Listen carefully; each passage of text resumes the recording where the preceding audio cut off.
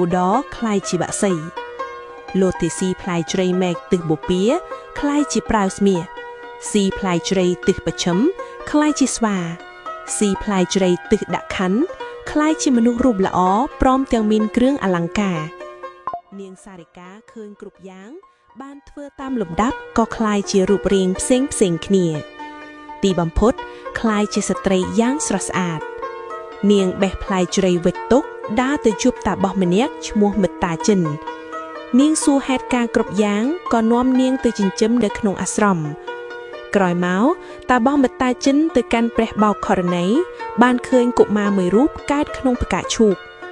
គាត់យកមកឲ្យនាងចិញ្ចឹមឲ្យឈ្មោះថាបុតុមៈកុមារពេលធំឡើងសាសសួរនាងក៏ប្រាប់ប្រវត្តិគ្រប់យ៉ាងបុតុមៈកុមារលាមាតានិងមហាឥសីទៅរកព្រះបិតាឯវិធេហនគរយកទាំងព្រះទម្រង់ដែលព្រះមាតាចងនៅពេលជាសារិកានិងផ្លែជ្រៃទៅផងពេលនោះមានស្ដេចប្រាស្មៀកមួយមកធ្វើជាចំណេះបញ្ជិះកុមារទៅរកបិតាលុះបានជួបព្រះបិតាហើយក៏យាងព្រះបិតាទៅជួបព្រះមាតា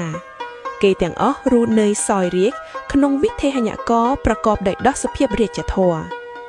កាលបើព្រះនាងបានជួបព្រះភក្ត្រស្ដាហើយបានសោយរាជ្យជាសុខព្រះនាងនឹកដល់គុន្ទាឆ្មានិងស្ដេចកណ្ដូរ៉ាក៏ទានចំណីដល់សត្វទាំងនោះព្រមទាំងចំណាយទ្រព្យទានដល់អ្នកក្រីក្រទុកយឺនជានិច្ចព្រះនាងគង់នៅជាសុខសប្បាយដរាបដល់សុគតទៅ